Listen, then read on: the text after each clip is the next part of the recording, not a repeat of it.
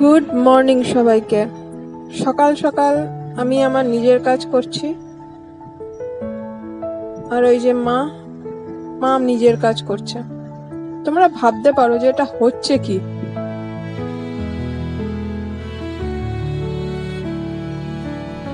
জিনিসটা হচ্ছে যে যেহেতু আমার হাঁটার প্রবলেম আছে, আমি বাইরে গিয়ে হাঁটতে পারি না, কেন হুট করে পড়ে যেতে পারি। তাই ঘরের ভেতরেই হাঁটার চেষ্টা করি। এমএস এর জন্য যেহেতু আমি ঠিক মতো হাঁটতে পারি না, তাই এই ব্যবস্থা। সকালের দিকে একটু হাঁটার চেষ্টা করি ঘরের মধ্যে। বাড়িতে আমরা দুটো লোক, মা আর আমি, দুজনেই অসুস্থ।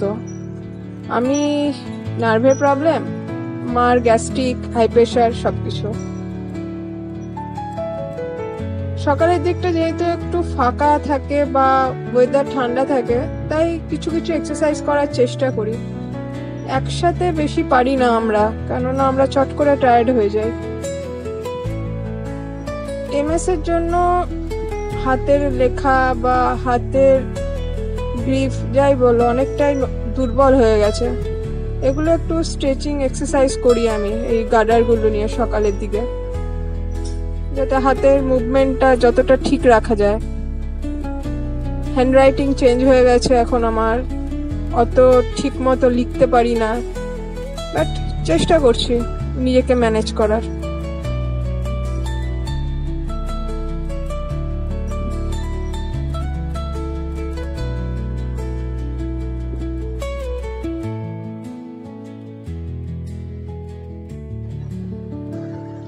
সকাল থেকে এদিকে বৃষ্টি পড়ছে, কিন্তু এদেরকে না দেখে আমি থাকতে পারবো না, তাই চলে আসলাম আবার বাগানে। এই যে পদ্মের কলি খুঁজছি, আবার নতুন কিছু বেরিয়েছে নাকি।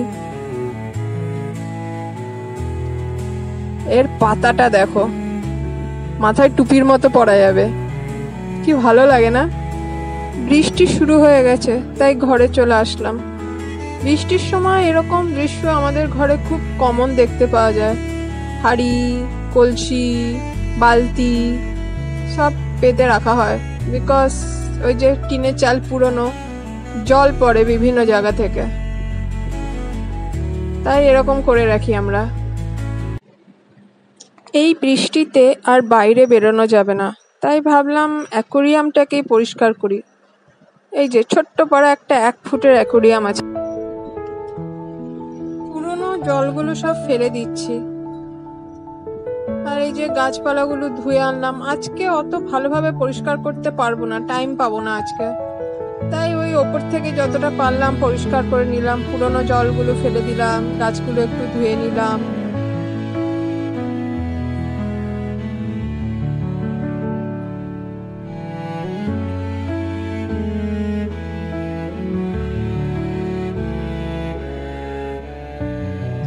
এই প্লাস্টিকের গাছগুলো অনেকদিন আগে কিনেছিলাম, ইউজ করে করে অনেকটাই নষ্ট হয়ে গেছে, বাট এখনো কিছুদিন কাজ চলে যাবে।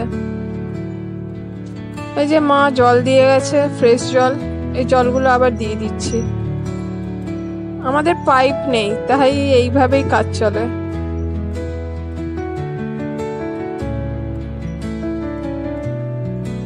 যতটা পারি এদের কেয়ার করার চেষ্টা করি।